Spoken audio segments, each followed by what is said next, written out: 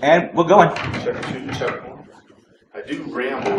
I mean, I move around. You may not be in frame, but I got you in frame right now on that side of the podium. So this is as far as I can ramble. Not a whole lot further. But fine. It doesn't matter as long as we can hear you. You just won't be in frame. Nobody likes to see me. Are we ready? I'm ready. You're recording? Yes, we're recording. We're live? It's a going. All right, good morning, everyone. Thanks for coming to my session at BSides. My name is Jeff Mann. I'm from Tenable Network Security. I work for Tenable as a strategist. My talk this morning, real briefly, I'm going to tell you a little bit about myself so you can figure out who I am and why I might be talking to you about pen testing. Going to walk you through what got me thinking about pen testing and sort of walk you through some nagging questions that have been going through my head and infuse a little bias, give you my thoughts, conclusions, but really the goal of this talk is hopefully to get us thinking and talking about pen testing and the future of pen testing. Jason sort of stole half my thunder this morning, but that's not too bad. The last couple slides where he was talking about what to do about it and how to change things is probably, hopefully, where I'd like to focus on. So, I used to be a younger guy, and I used to look like that, so I used to be cool, and then I got lost a little bit too much where my wife said, really, this got to go. So you can blame her for that. That's my information. If you ever want to get in touch with me, you want to dispute anything I say, have questions, talk, discuss. I'm more about the conversation because there are very few absolutes in this world, and there's a lot of room to talk about things and infuse ideas and suggestions. My background, I've been doing security. I was at ShmooCon last weekend, and I was hanging out with a bunch of guys, and I realized I've been doing security longer than they've been alive, and that was a little bit disturbing in some way for me. But I started out, is the EF here today? I'm not sure, but I started out at the National Security Agency. Spent 10 years there. I actually worked for the Department of the Navy for a little while. Been out in the professional commercial world for almost 20 years, and you can throw things at me if you'd like, but I spent 10 years being a QSA within the PCI industry. Go ahead and say it. But wait, there's more. A little bit about my DoD background. I'm actually, my one certification that I have that I claim that I have is in cryptanalysis, which came in handy in the PCI world when people started talking about encryption. I would ask for the details, and usually that's when they'd gloss over and have no idea what I was asking, so it made it kind of fun. I actually, the last couple of years that I was at NSA, I worked for an organization that at the time was called the Systems and Network Attack Center. I was there at the very beginning. And what we were doing back then, and this is before 9/11 and before the Patriot Act, but we were trying to develop methods and methodologies for doing ethical penetration testing, red teaming, to test the security of first the classified networks that NSA cared about, but then also unclassified networks. Other agencies started coming to us saying, well, you're the experts, can you help us test the security of our networks? So I was kind of in at the very beginning of that many, many years ago. And it says there, I don't like to tell a lot of stories and we don't have a whole lot of time, but we were branching out into non-DoD agencies to unclassified systems. And if I have time, if you want to track me down today and have one of those flasks, I might tell you a story about a DOJ incident that I was involved in. But anyway, that's some of my DoD background. Actually, it was in 2013, I think, there was an article that came out in Wired magazine. I don't know if anybody saw it. I think it was in the August issue, where they had headlines about, really there were some NSA people that cracked the crypto statute many years before a month before in Wired, they'd had an article about a CIA guy who'd done it. So the article says in part that there was a group of NSA interns that were there and took the thing down, and I have proof. I was one of those interns. I actually still have the cryptos code that I printed out, and actually have a date and timestamp on it. So I was one of those interns.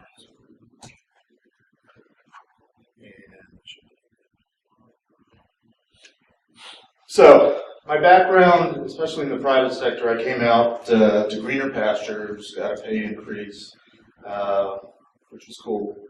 And people were paying me to break into their networks and do pen testing, vulnerability assessments, and so on and so forth.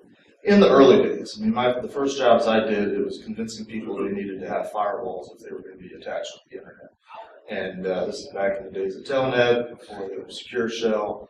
I did a lot of the pen testing over modem.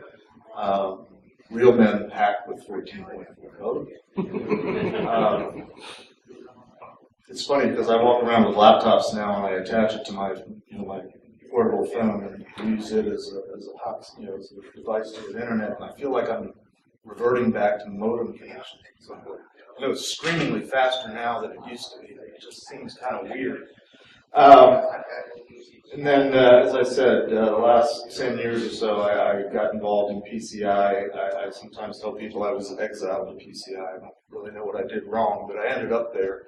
And I went into PCI with 20 years of security experience, which was good and bad. But I had many customers over the years that told me, wow, that was the toughest engagement I've ever been through.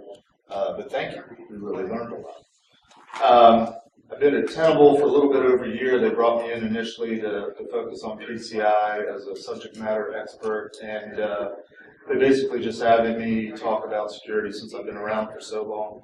And now I'm working for the strategy group, whatever that means.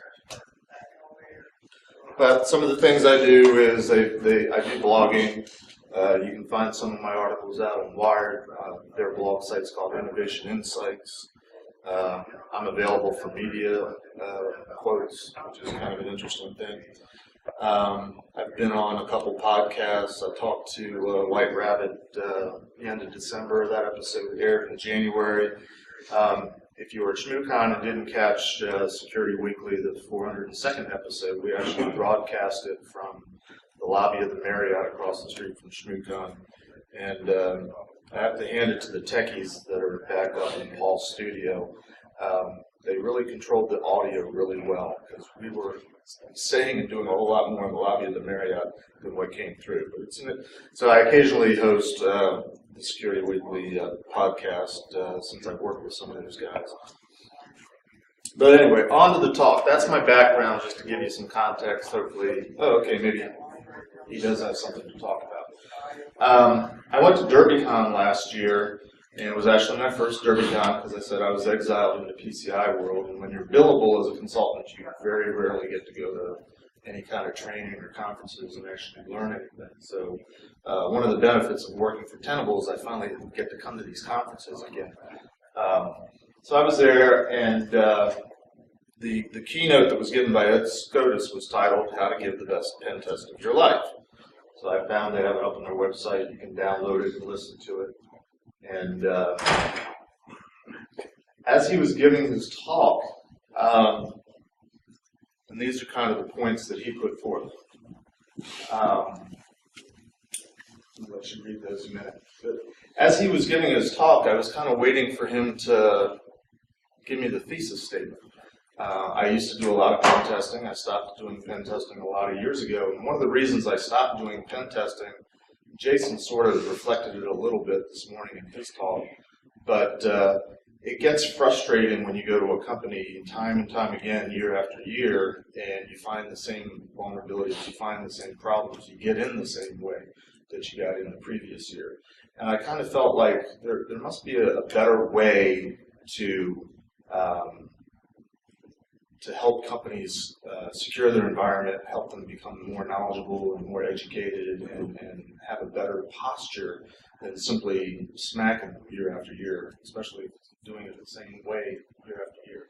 So what I noticed when when Ed was giving his talk was he never really talked about what was the goal of the pen test or what were the objectives of the pen test.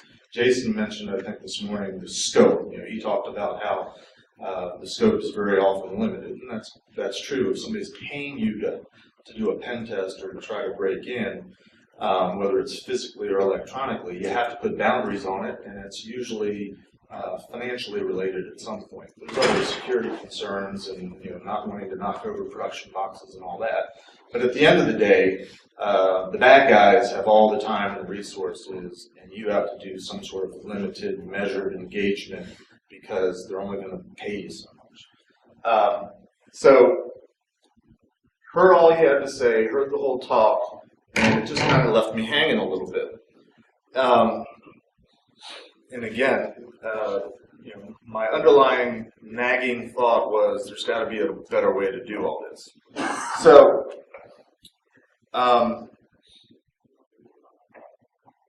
the first question I asked, as I said, is, what's a pen test? What's the goal?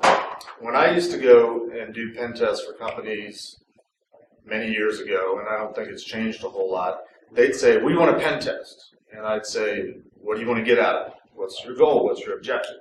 Most of the time, when it came right down to it, they didn't really know what they were asking for. They just knew that it was cool and everybody's doing it, so they wanted one. But they really wanted to know about the vulnerabilities of their engagement, of their environment. The question I usually asked was, do you want us to just find a way to break into your network, or do you want us to find all the ways we can break into your network? And typically, I'll move back over here a little bit. Typically, they wanted to know all the ways. So I would explain to them, okay, well, that's more of a vulnerability assessment than a pen test. The rules are a little bit different, but we can help you with that, and we would proceed with the engagement. Very early on, I remember one customer we had, they had just bought, I want to say it was a Gauntlet firewall. They had put their people through trainings. Anybody remember the Gauntlet firewall? Thank you. A few old timers out there. The Gauntlet firewall, for those that don't know, was one of the first commercial firewalls, and it was based on an architecture that was written by Marcus Random, also a co-worker of mine at Tenable, and he's sort of sometimes credited as being the father of the firewall. He wrote the first code that became a firewall. So the Gauntlet was one of the first commercial. It was the big firewall. It's what everybody wanted to get. So this company had gone out, paid for it, installed it. They put several people through training, and they hired us, the company that I was working for, to do a pen test to see how well they'd done and to see if they'd set it up right. That's a great reason to do a pen test. Kind of test, your defenses. We think we've done the right thing. As we started looking at their network, and we were doing it remotely at first, it was a little puzzling because we couldn't tell that there was a firewall there. And the way we used to do our methodology was we'd start on the outside and see sort of what the perimeter protections were. And if we could break in, great. If we couldn't break in, we'd move to the inside and start doing some insider testing.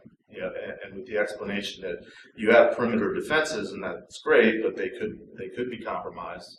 Just because we didn't find a way to do it necessarily doesn't mean it couldn't be done, or doesn't mean there's other ways. And then there's that whole insider problem. And when we got on site, we very quickly saw that this company was being hit by a denial of service attack, and of course, we're the pen testers, we were being blamed for it, but we weren't doing it. So we took a timeout and we asked, can we look at your firewall rules? Back in those days, firewall rules were only maybe 20, 30, 40, 50 rules. So it was pretty easy to look at it, and lo and behold, the final rule, does anybody want to guess what the last rule on the list was? Any allowed. So we were like, okay, we don't really need to continue this pen test because you sort of got this fundamental problem here in that you've misconfigured your firewall. So we sort of shifted gears, and instead of pen testing, we turned it into a vulnerability assessment. We did a lot of education and awareness. We ended up actually re-architecting their network and setting them up.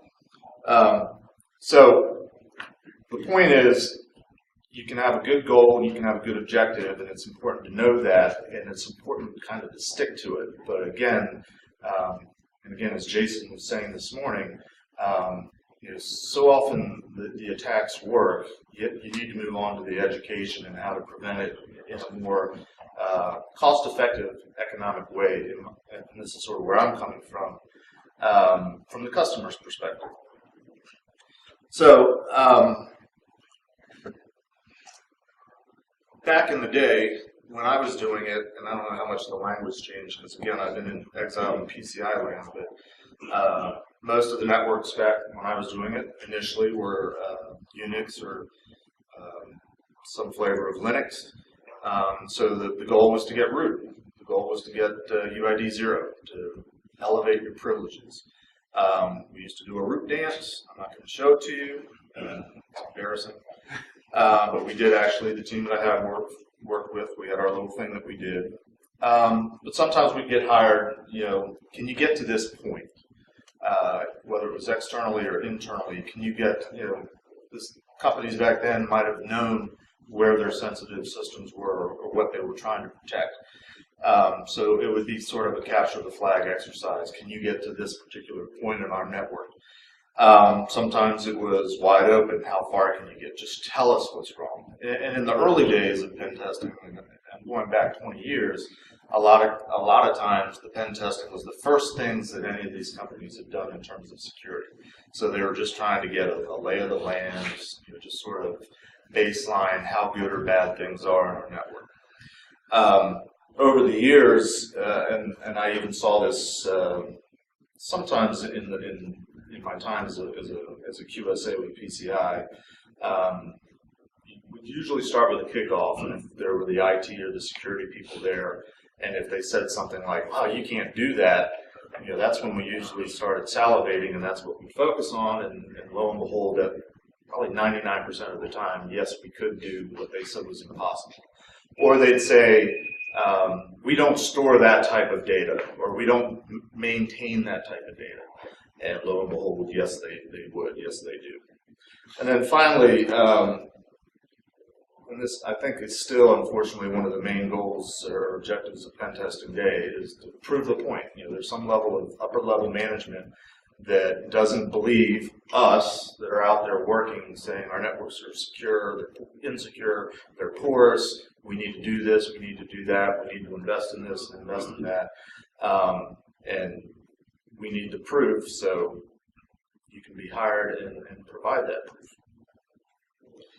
What I've seen changing over the years, and this is part of the nagging question I have, is, like Jason's talk this morning, a lot of the videos he was showing, they weren't really technical in nature. It was, some sort of social engineering exercise, some sort of how, and I'm glad to hear that he has feelings and that he feels bad about lying to people, but it's a whole different art form and a whole different exercise. Yes, at some point it becomes a technical test, but it almost seems like, when I started, there was no firewalls. It was kind of easy. And then firewalls started going up and people started knowing how to configure them, so it got a little bit harder. Then we started looking at web servers. And we were doing SQL injection, if there is such a thing, before anybody called it SQL injection. But the way you got into the network after there were some perimeter defenses was you found the opening, you found the weakness, which was web servers. So it just seems like over the years, as companies have improved their perimeter postures, the rules have changed for pen testing to keep it fun, to keep it interesting, to keep it fresh. Not to say that the ideas are not legitimate, because there are insider threats, there is the idea of social engineering, there is the idea of the phishing attacks, convincing people that they shouldn't let people plug in USB sticks, making sure your own employees don't do it yourself. All these things are legitimate and all these things are valid, but it almost sometimes stinks, and I'm old enough to watch the original Star Treks, by the way, in black and white.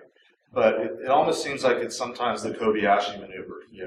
We're changing the rules of the game in order to keep the pen testing fun. And if you're doing it professionally, you want to keep being hired to do pen tests. You want to be gainfully employed, so you want to keep doing that. So is it cheating or is it changing the rules? And I'm just asking the question. So let me shift gears a little bit and bore you with a little bit of my PCI background, but it does tie in, so bear with me. Just to again say, I'm not the typical QSA you're probably going to meet. I've had some very fortunate experiences being a QSA. I used to work for VeriSign when they had a PCI practice, and I'm not even sure how they did it, but being part of that practice, we were invited in very often to companies that had gone through a major breach. So most of the companies you've heard of in the mid-2000s that were hit by Gonzalez, we were there as QSAs. These are just companies that I personally have been involved with QSA work. So, and these are, like TJX companies. They were one of the Gonzalez hacks. I was their QSA for 6 years until I came to work for Temple. Heartland Payment Systems, they were a service provider. That's a public record. I can say that I was their QSA. Actually, there's somebody here from Discover giving a talk. I'm hoping to catch up with him later. All different types of companies. Gas stations, banks, insurance companies, e-commerce sites, flour companies, cookies. I come to Columbus the past couple of years, Cheryl's Cookies. Anybody have Cheryl's Cookies? They're PCI compliant. Barely, but they are. We talked about, well, no, I should go into details. But grocery stores, all sorts of different types, rental car companies, all sorts of different types of companies.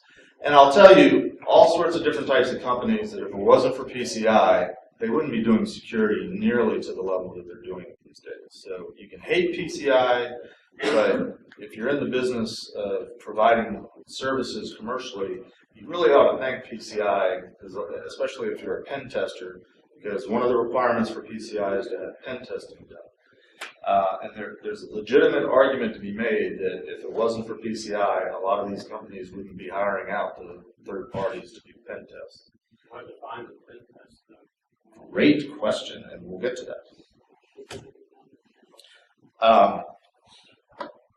If you've never seen it, the PCI standard, that thing you've heard about, is 6 goals for security, which I would argue, being in the business for 30 years, are pretty straightforward and pretty logical, broken up into 12 major requirements. And basically, it's you secure your network, lock it down as best you can, secure the systems and servers that go on the network, lock them down as best you can, maintain the security of them with a vulnerability management program that includes patching on a regular basis, implement strong access control measures, know who your users are, limit their access to more sensitive parts of the network, need to know access, things like that. Regularly monitor and test the networks. That includes file integrity monitoring, intrusion detection, vulnerability scanning. That's a good word in for Tenable at this time. And pen testing is where that falls in there. And finally, everything you're doing, have it written down in an actionable information security policy, which includes policies, standards, and procedures. All the written stuff that everybody hates to maintain. So with that as my bias, and you asked what defines a pen testing requirement. Finally, in version 3 of the standard, which was put out about a year ago, and there's a break in year, but now this is gospel, this is what has to be. They finally, the council put together a little bit of a description. Well, these are the requirements for what should be involved in a pen test moving forward. And it's pretty decent. And it basically puts down in writing what companies that were taking it seriously knew that they needed to do. One of the big things about PCI is limiting the scope, so that companies would start segmenting their network, which is a great thing to do from a security perspective. Unfortunately, companies very often would do it just strictly from the PCI compliance perspective. So I always used to tell my customers when they were trying to de-scope things, what aren't you doing from a security perspective to this part of the network you don't want me to look at? Are you not locking the systems down? Are you not hardening them? Are you not patching them? What? And they hem and haw and say, okay, you're right, we probably should be doing that everywhere. But this says if you're scoping, if you're having an internal part of your network, you need to pen test all of it. And then they go on, here's your definition of a pen test, at least as the PCI Council puts it forth. The part that I agree with it the most is when you get down to the third, fourth paragraph, in terms of penetration testing should have a manual process involved in it. My difficulty with these definitions is they always say you should have another pen test when a change is made. Right. What defines the change? Oh, they haven't defined that one yet. Very subjective. Is installing a patch, is that a major change? Even if it's closing a major vulnerability. Yeah. It's not a perfect science. I definitely agree with that. But at least this is a start. And of course, the companies that are involved in selling PCI services are latching onto this and saying, "Oh, pen testing is new. You're going to struggle with this. You're going to have to hire other companies and do a whole much more in terms of the pen testing." There's a lot of companies out there, and I won't say any names, mostly because I don't know them and I don't want to know them, that will have a fully automated pen test that you as a company can sign up for on a website and launch it, very similar to launching a vulnerability scanner. I personally have, having done this for over 20 years, believe in the manual intervention. Somebody there with a brain that's putting all the pieces, disparate pieces together and connecting the dots and trying to make it work. Or from a vulnerability scanning perspective from PCI, the PCI says remove all the highs and criticals, which leaves a lot of mediums and lows. The theory being that they don't directly lead to compromise. And if you ever read the descriptions of mediums and lows, they'll say, well, there's no known attack or there's no direct way to get this. But you can certainly connect the dots very often with a lot of information and find a way in.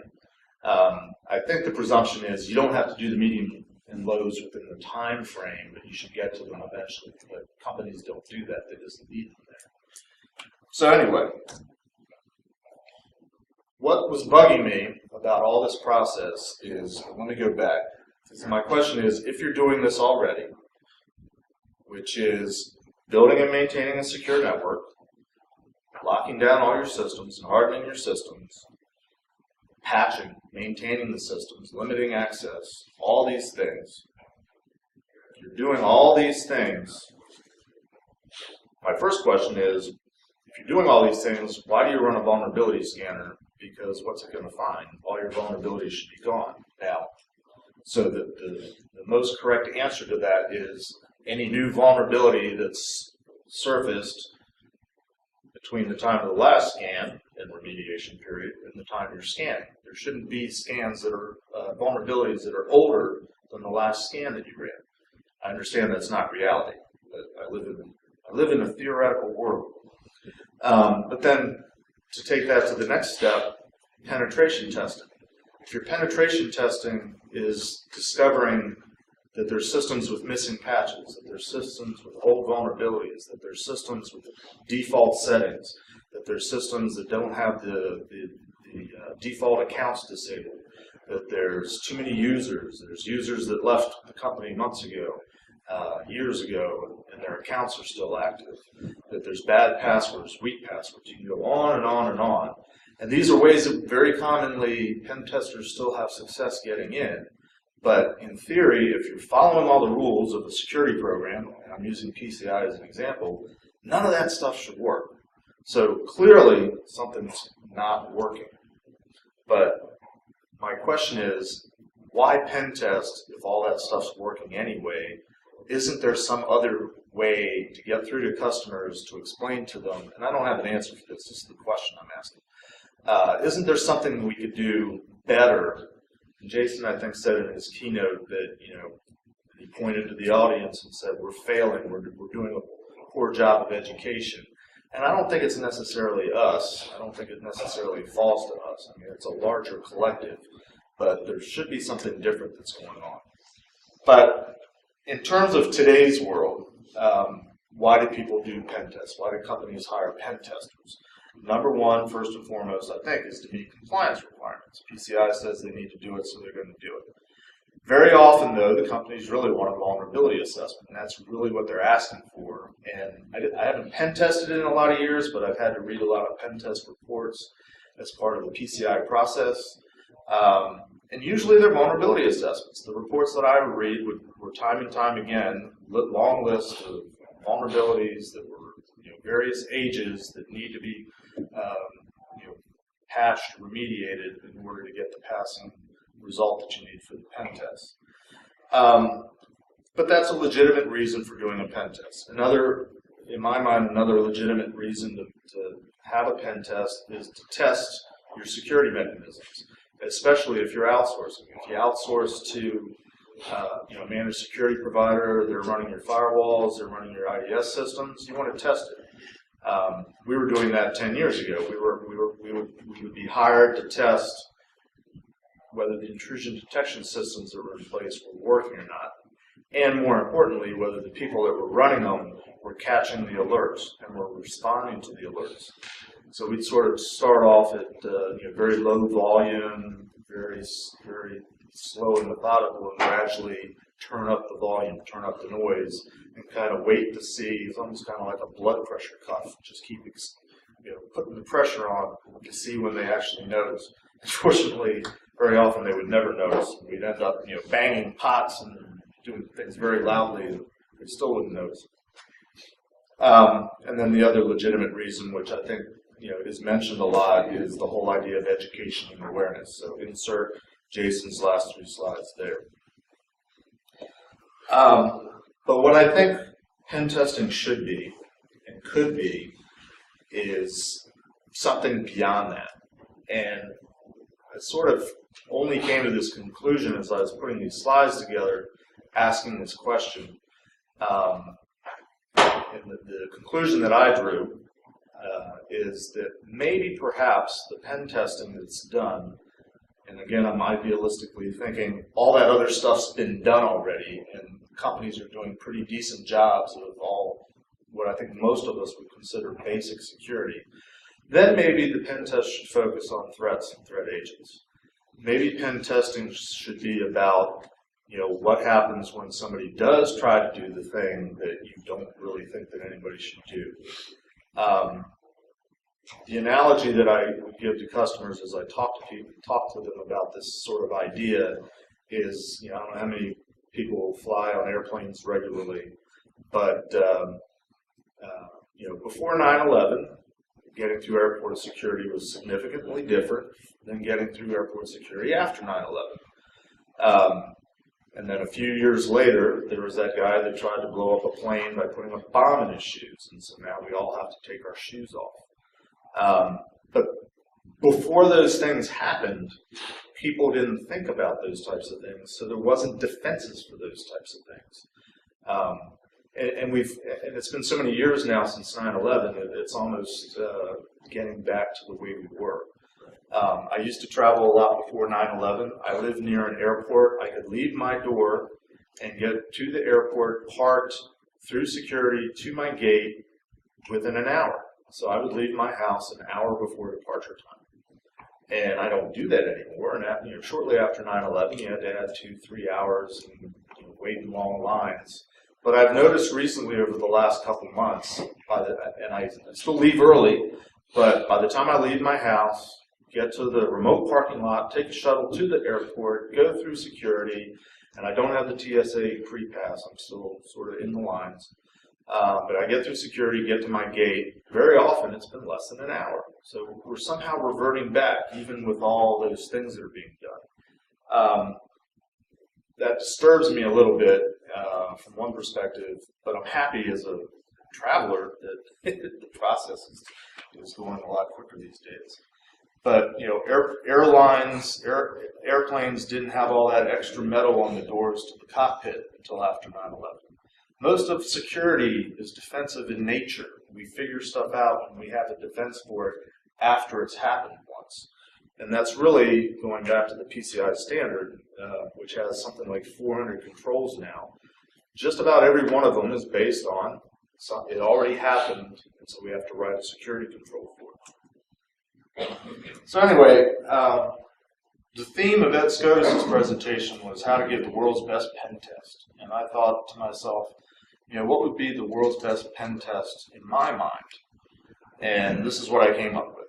You have a solid testing methodology, you know what the goals and the objectives are, you have a beginning and end, and of course, I'm stealing from him, you have all the time and resources you need, which doesn't exist. You always have to put boundaries on it.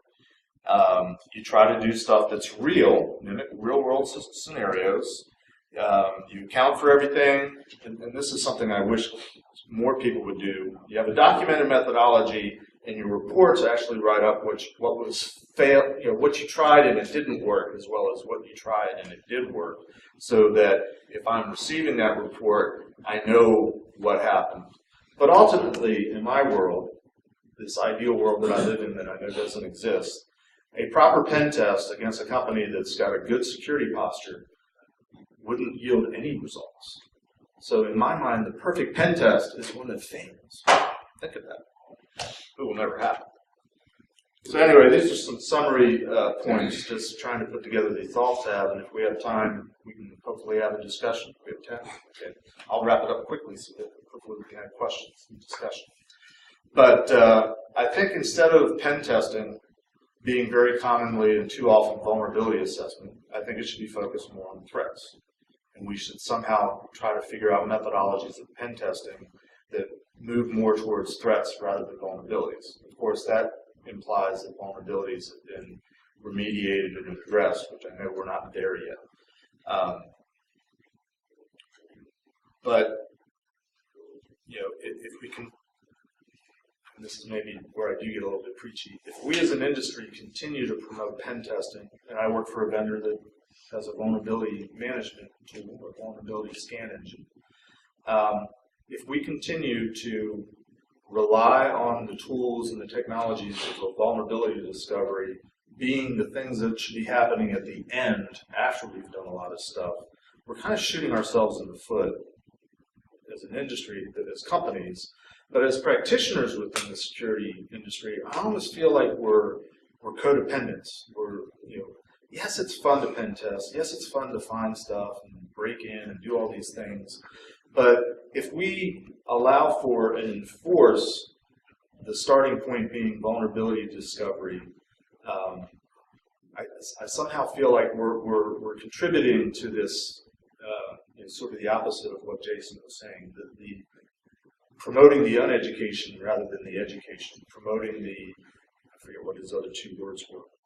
Does that make sense what I'm saying? Think about it. If we get all behind the pen tests that are vulnerability assessments essentially, and vulnerability scanners, tools, whatever they are, that are providing all this vulnerability information, and if we continue to rely on that as the starting point for now let's talk about how bad your network is and what you should be doing, we're never going to get out of that loop.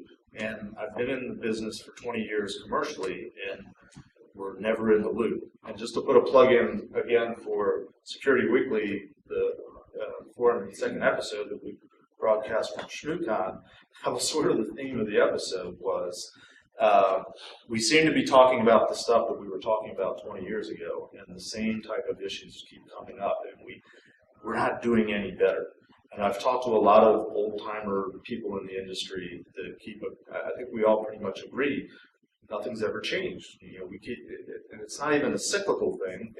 We're not getting any better collectively at doing any of this stuff.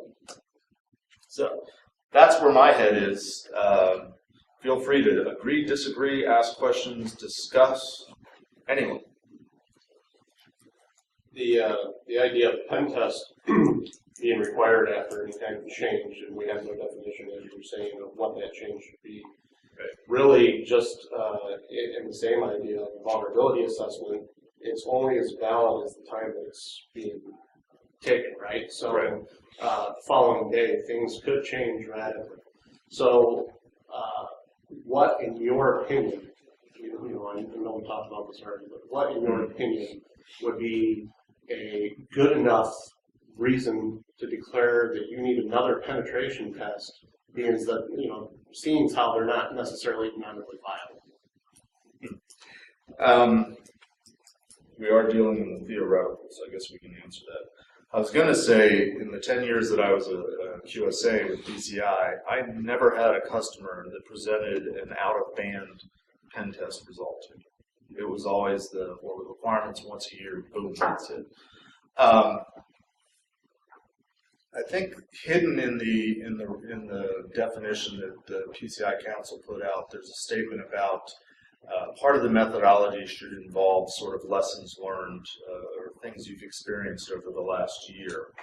I would say if you had an event, if you had some sort of compromise, if you had to trigger your incident response plan to any degree, I think that would be a good reason to launch a new pen test. Again, the whole nature of security, whether it's technology, information security, or any type of security, it's always defensive in nature. So, in the last year and a half, where there've been huge vulnerabilities discovered, and this is really where I started thinking about it, where working for a company that was rushing to put out new plugins so that certain things could be detected, because so many of our customers were clamoring for, do you have a way for us to find this vulnerability in our environment? I kept thinking, why don't they know if they're running certain protocols or certain configurations that these things would be present in? Why are they doing discovery when they should know what they have that's running, let's say, OpenSSL? So they know where to look for if they're vulnerable to shell shock, that type. So events, big industry events, big vulnerabilities like that come out, that's probably a good reason. I'm still trying to get my head around, and I haven't found any good definitive information of how, in the last year and a half or so, the bad guys are being so successful getting malware into so many retailers and merchants. So many of these companies have been in the news of having these major breaches. Everyone individually, every company individually will have some degree of it's out in the public of where the attack came from. All of a sudden, it seems like the bad guys have gotten really good at some technique that's getting malware into these places. And I don't know that it's just they found, for every 100 companies that are out there that have been compromised, they found 100 different ways to get in. I suspect that's not the case. I suspect there's something that they found that's really working well. And I don't know what that is yet. But that makes me nervous, and that makes me think a pen test should be launched to do even some of the things we've read about in the news. Third parties. I think Jason mentioned how he didn't get the target directly; he got a third party, charity company that was attached. That's certainly been in the news the last year. So even a pen test, and I don't think it's in the methodology. Take the pen test from the vantage point of any attached third party. That would be a good pen test. And that's something, if you attach a new company, you should have a new partner do a new pen test. And I'm just one person. If anybody else has ideas of when you should do a pen test other than once a year, feel free to throw it out there. Yeah. Based on your approach of current pen testing standards and methodologies and your ideal approach, why is there a need to separate that one and the other? Why can't we have both? Well, I think realistically we do have both, and realistically we have more of the former rather than the latter. I think because I think we don't do well with the education and preparing companies for all the things that they should be doing before the pen test happens. And companies are mostly for-profit companies. They don't want to spend much on security. They want to spend as little as possible. They want to spend as little as possible on IT. And they certainly don't want to spend money on these things that don't produce anything more than a report. They'd much rather have products, something tangible that they can put their hands on. So they need to they need to invest more, but they need to be convinced of that. But they need to be doing more, and the doing more isn't sexy and fun and neat, and it's not something you can go out and buy and do it. It's diligence and awareness and doing all that fun stuff that none of us likes to do, like writing stuff down. And I'm getting the cutoff signal, so our time's at an end. Thank you, everyone.